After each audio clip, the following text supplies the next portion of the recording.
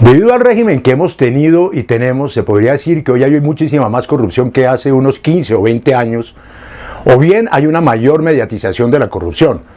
Pero la impunidad sigue siendo la misma de la mano de un crecimiento de la corrupción, tanto en lo público como en lo privado, que obedece a la institucionalización mafiosa. Y cuando hablo de mafia no estoy hablando solamente del contrabando, del narcotráfico, sino de una mafia fundamentalmente política. Se ha producido una explosión gigantesca de la capacidad de cooptar al Estado por parte de la delincuencia de cuello blanco, de la capacidad de cooptar las instituciones en general y de penetrar muchísimo más los sectores privados.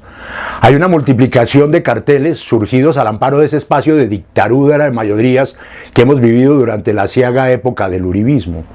Basta mirar las noticias y los archivos, con miles de casos de corrupción en lo local, lo regional y lo nacional, de personas relacionadas con el poder político imperante.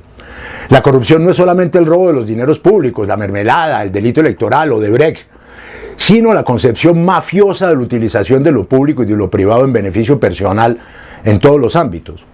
Corrupción desde la manera como se hizo reelegir a Álvaro Uribe, cambiando un articulito de la Constitución, hasta las actividades de ampones políticos en su mayoría de extrema derecha. Hoy vuelve y juega cuando la mayoría de funcionarios incriminados en el robo de dineros por el coronavirus pertenecen al Centro Democrático o al Partido Conservador. Es un círculo vicioso tanto en lo público como en lo privado, porque se producen los actos de corrupción que se potencian por los actos de impunidad que estimulan la confianza inversionista de los torcidos. Estamos ante una avalancha, frente a una bola de nieve en crecimiento, corrupción, impunidad, impunidad, corrupción, con dineros públicos volatilizados hasta por 50 billones de pesos al año. Y lo grave es que, como en el coronavirus, la curva nunca se aplana y el pico se ve cada vez más lejos. Colombia siempre fue históricamente un país de corruptos y de corrompidos, y hay que entender que la cultura de la corrupción es la de la clase política que siempre ha estado ahí, que cada vez sabe robar mejor o narcotraficar.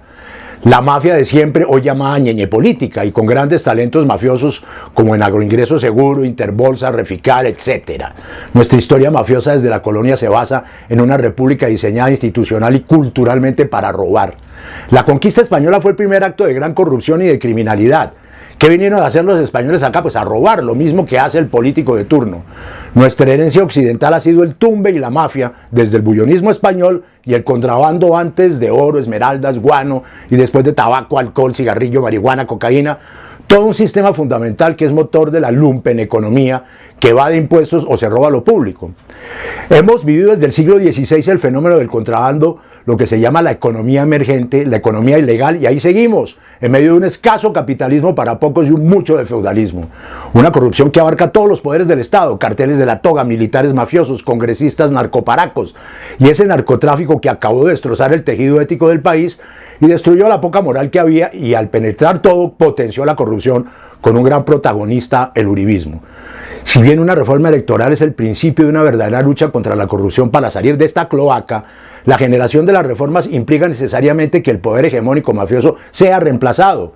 Hay que pasar de la indignación a la acción, pero eso no surge del día a la mañana. Los tiempos de la paz, de la cultura anticorrupción y de la construcción de la democracia son largos, pero por lo menos sabemos que la corrupción es el sistema. Café picante.